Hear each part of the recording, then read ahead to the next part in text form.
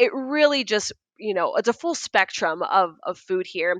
And so we saw a niche for it here in Central Florida. Everyone comes to Orlando and they think automatically, a mouse, and that's what people just kind of gravitate to. But we become so much more than that. I'm Dalia Colon, and this is The Zest. Citrus, seafood, Spanish flavor, and Southern charm. The Zest celebrates cuisine and community in the Sunshine State. Today, we're getting a crash course in all things Central Florida food with the hosts of the podcast Florida Foodie. Today, we're getting to know the hosts of another food podcast we think you'll enjoy. It's called, wait for it, Florida Foodie. The show is produced by Orlando's CBS affiliate News 6 WKMG and hosted by news anchor Lisa Bell and meteorologist anchor Candace Campos. The ladies chatted with me about Central Florida's changing culinary landscape and, of course, their favorite places to eat. Candace speaks first.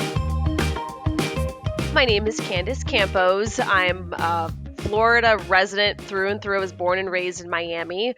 Moved eventually to Orlando, which is another amazing foodie hub, which I think is becoming even cooler than Miami, if I'm really being honest. I am a meteorologist as well at WKMG in Orlando, and I just love all things food. I love the history behind it. I love the chefs. I love eating it. I just love all about it. I just love how food brings everyone together, brings cultures together. So, merging my ability to do TV and do podcast, and now I'm able to do food as well. And Lisa, what about you? And eat all the time, which is the best part, right? Yes. My name is Lisa Bell, and I'm a news anchor at the CBS affiliate in Orlando, WKMG. I work daily with Candace Campos, and we also, as she mentioned, host the podcast Florida Foodie, which we launched several years ago. I moved to Florida back in 2003, and I first moved to the Panhandle in Pensacola, and then I moved to Orlando in 2007. So have been here for quite a while and have been able to witness the evolution that Central Florida has experienced over the past few decades, really, and really become a Florida hub, a foodie hub. So it's been a lot of fun. And yes, now we have the opportunity to try all sorts of new restaurants, new concepts all across Central Florida. Who could ask for a better job, right? Oh, 100%. Although people think I do more eating than I actually do. I don't know about you two, but it's a lot of audio editing, not as much eating. We've incorporated a lot more tastings lately in our podcasts. When we have guests now, we invite them to come into the studio and then bring some of their specialties. So that's really taken it up a notch. But it is true that, as when I'm going to restaurants, I try not to get one big plate. I try to get almost like a tapas style, where you want to try, okay, I want to have a little appetizer, or I want to try, a little bit of this and a little bit of that. So I feel like you have to be really strategic if you are sampling food, because you can't just gobble down just one plate and be done with it. You can't do the 16-ounce porterhouse and call it a day. Exactly. You got to try it all. Oh, that's good. Yeah, it's like the meme, what my parents think I do, what my friends think I do, and then what I actually do, and it's never the same. Candace, can you tell me a little bit about the Florida Foodie podcast for people who are unfamiliar? When they finish this episode of The Zest, they can hop on over to Florida Foodie and check that out. Yeah, Florida Foodie is kind of our baby. It was started by our producer, Thomas Mates, who he was always out and about, and he was just saying there's so many little areas that have these little hot spots of just really good food, different cultures, different styles, whether it's casual dining, casual fast dining, fancy dining. It's a full spectrum of food here. And so we saw a niche for it here in Central Florida. Everyone comes to Orlando and they think automatically, a mouse. And that's what people just kind of gravitate to. But we become so much more than that. And what's kind of the hope of Florida Foodie is to kind of shine the light on so many local chefs who maybe, did a little stint in the theme parks and then branched off. We had a lot of those chefs that started with Disney or moved here because of Disney and then branched off and started their own restaurants, their own several restaurants, whether it's stand-up sushi bars or just these really unique twist on things, or even food trucks. We really just try to hit the gambit of all the different type of food scenes that Central Florida has to offer, and to hopefully stretch out past Orlando and show people what Central Florida has to offer in the food world.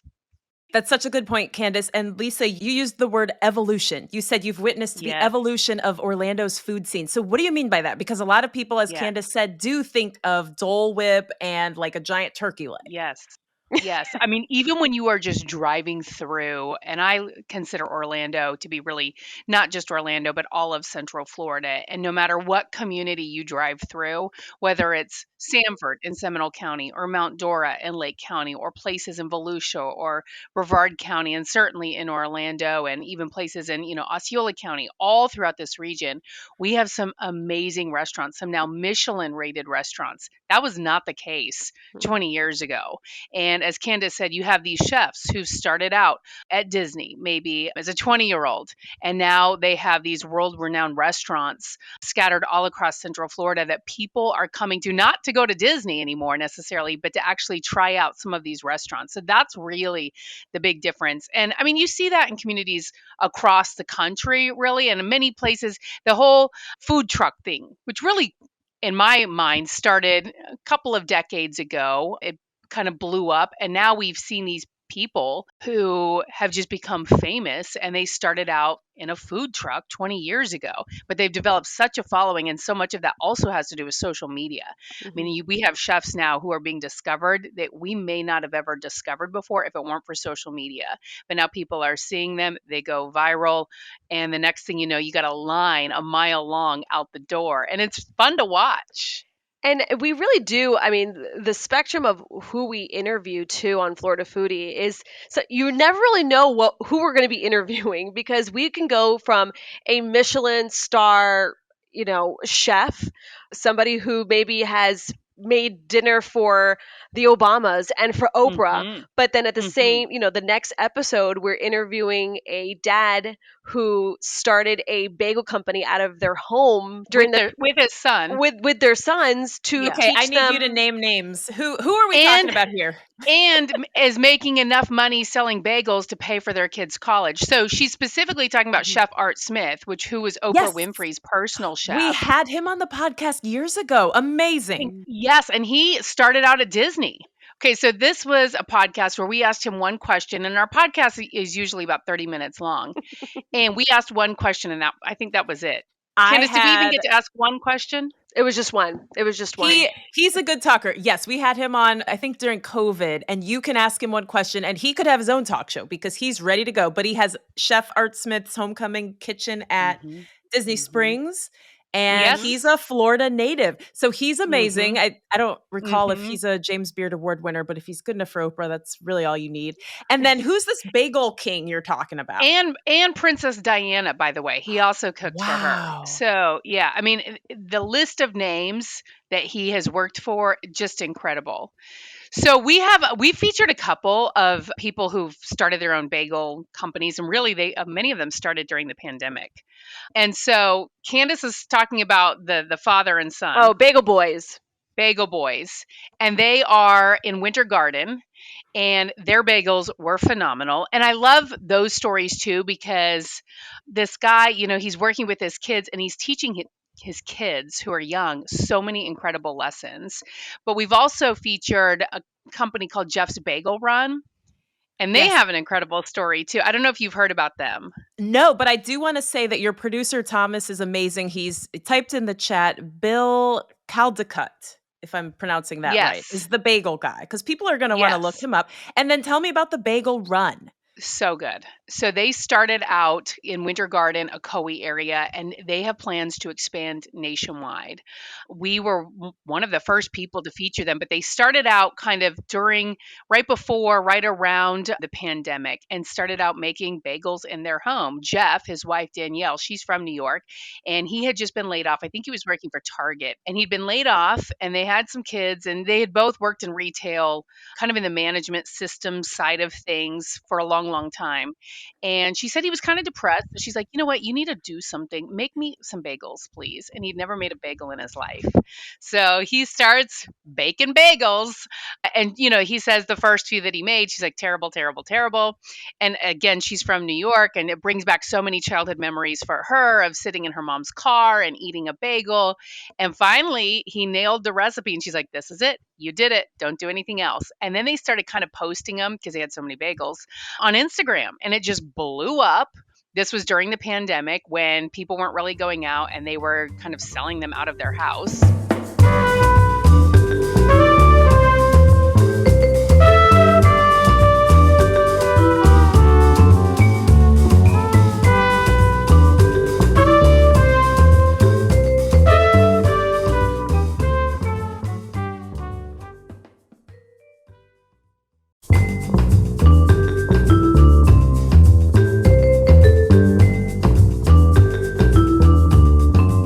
Candace, you have had so many incredible guests. Who is on your wish list? Okay, I would say, just because I used to love watching him, he was my first kind of intro to the world of like cooking and the cooking scene, is Emeril Lagasse. Oh, yeah. I know that might sound really cliche, but I just love him. I love the way he cooks and the way he feels through his, his food and all that stuff, the BAM and all that stuff. I don't know. I would say Emeril Lagasse. Oh, for sure. And he's got some Florida connections. Okay, I want to ask each of you, because I have a journalism background as well. How do you wrap your brain around having this podcast where you have the freedom to say what you like and what you don't like, and actually make recommendations, versus in your day job, you have to be much more objective?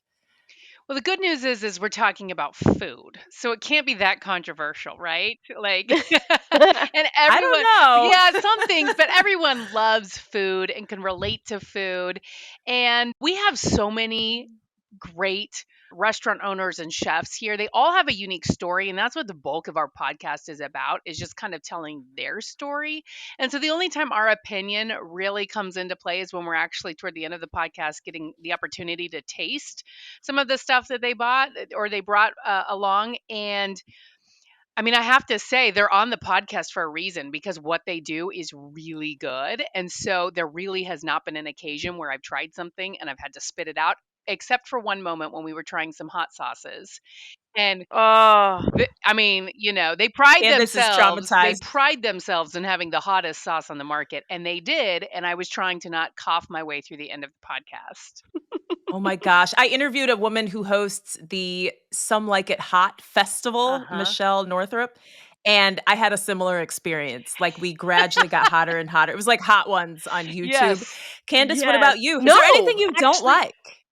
golly, is there anything I don't like? Cottage cheese. Which we have not had on our That's fair. podcast yet. We have not. No cottage cheese food trucks. No. No. I kind of like a little bit of everything, At least don't make it too hot. Don't make it too difficult for me to eat, and I'll be a happy camper. Okay. Yes. In our remaining minutes, I want to do kind of a lightning round. And Candace, I'll start with you. And I just want to get, whatever comes to mind as your favorite restaurant for fill in the blank. And then Lisa will go to you. And my first question is about breakfast, because Candace, you told me that to do the weather, you wake up at 2 a.m. Where are you getting breakfast at 2 a.m.?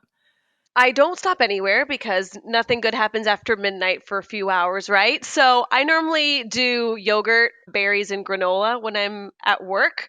But my favorite thing to do is when I go out to eat somewhere, it's get good eggs Benedict, because I feel like that's the one thing I cannot make at home. So find me your best eggs Benedict, let me know, and I'll be there. And Lisa, what about you? Where's your favorite breakfast or maybe brunch spot in Orlando? Ooh, well, you added a whole new element when you said brunch. Breakfast has got to be Shakers in Orlando. I had the Mediterranean omelet just this past weekend with some feta cheese. Any omelet with feta or goat cheese, I cannot resist. Brunch, we have a place called Santiago's Bodega in Orlando, which is delicious. Bottomless mimosas, cannot go wrong there either. It's like a Spanish tapas place, so it's really Stop good. it. And it's brunch, so there are no rules. That's right. I know all three of us have kids. So Candace, what is your favorite kid-friendly restaurant in Orlando? Ooh, I really take my kids out to eat. Same. That's why I'm asking you. Lisa, maybe you have a suggestion. That's a tough one. My kids are actually really good eaters, which is wonderful. We love to go to Chez Vincent. I know this sounds crazy. It's a French restaurant in Winter Park. It's so good. I took my kids there. We have this magical dining thing, so they have a deal once a year. Took my kids there for the first time as we were leaving. Both kids said, that's a go back place. Wow. I know. They love sushi. We cannot go wrong with sushi. And of course, my kids are young, so anytime we go to a Kobe steakhouse or any hibachi place, they love that. Oh, yeah, because that's a show. Yeah. Right. Yeah, Candace, my kids, what about you? For her favorite things, when it says favorite restaurant, she wrote Chick-fil-A. So that's kind of my caliber with the kids. So okay, switching it up. Now, how about a date night? How about you've got someone to watch the kids, you're going out with your partner, or maybe a girls' night. Where do you like to go, Lisa? Well, let's see. Cafe Tutu Tango on International Drive in Orlando is fantastic. There are many great restaurants in Mount Dora, and that's always a fun drive in Lake County in Central Florida. I also love a place called the Willow Tree in Sanford, which is a German restaurant. So much fun, especially during Oktoberfest. Oh, fun. And then, Candace, what about you? I love me some sushi. So Kabuki Sushi, if you are anywhere in the Orlando area, Kabuki Sushi is the place to be. Their Kabuki Margarita is thebomb.com. And for Flamingos, we interviewed Chef Richard Blaze, who's hand in hand with a lot of big chefs, a lot of different shows and things like that. He has a place called For Flamingos down in kind of the park, like the attractions area. Delicious food, beautiful drinks, beautiful food, very Florida driven. So you get the Florida feel and you get the real like nice classy stuff if you want to do that. Oh, that's great. So many restaurants to talk about. We've just barely scratched the surface. And Candace, I actually did take my kids to Kabuki and I felt a little awkward, but the staff was amazing and everybody had a great time. They accommodated all of their weird requests and everything. So people will just have to check out the Florida Foodie podcast for more conversations like this with you two and with great Florida chefs. It was so great to talk to both of you, Candace and Lisa. Thank you so much for your time. And Candace, you're probably ready for a power nap. Yeah, after I have a little snack for lunch. There you go. Absolutely. Thank you so much to both of you. Thank you. Thank you. Lisa Bell and Candace Campos are the hosts of the Florida Foodie podcast. Be sure to give it a follow wherever you're listening to this podcast. And special thanks to the producer of Florida Foodie, Thomas Mates. I'm Dalia Colon. I produce The Zest with Andrew Lucas and Alexandria Ebron. The Zest is a production of WUSF, copyright 2024, part of the NPR network.